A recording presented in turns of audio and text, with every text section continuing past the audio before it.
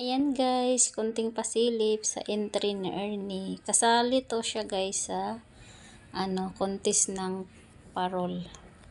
So siya yung atasan na gumawa. Char. Yung una nanalo siya, yung pangalawa hindi siya nanalo. Tapos ito yung pangatlo niyang gawa.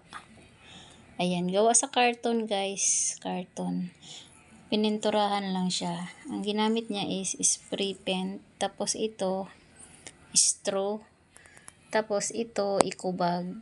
Ginupit lang niya eco bag. Tapos nilagyan niya ng beads na color yellow. So ayan. Sabi niya Philippine flag. Hindi pa siya tapos kasi wala pa daw siyang straw na red. Wala daw siyang mahanap ng red na straw. Wala din siyang pang paint na kulay red na color. Kaya ayun, umalis naghahanap. Tapos yung buntot niya is plastic bottle yata daw. Sabi niya kanina, plastic bottle. Ayan. Sa likod ganyan din. Ayan. Hindi lang parang halata na carton dito. Pero may paint na yan eh. Ayan.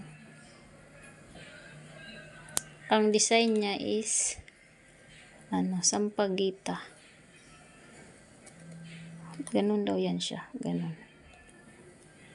Yan, ganyan daw siya. Philippine flag. Pero, yung dapat green dahil Pasko. Pero sabi niya Philippine flag daw eh. Kaya naghanap siya ng red na straw. Sabi ko sa kanya, dapat nilakihan niya. Diba guys, mas maganda pag malaki. Kasi, contest eh. Kasali sa contest. So, ayan lang yung pasilip natin guys. I-update ko kayo mamaya. Kaso lang doon niya tatapusin sa, sa office nila, sa work niya. Kaya di natin makita pagdating ng malagyan na niya ng buntot. So, manghingi na lang tayo ng video pag nilagyan na niya ng lawit sa baba or buntot.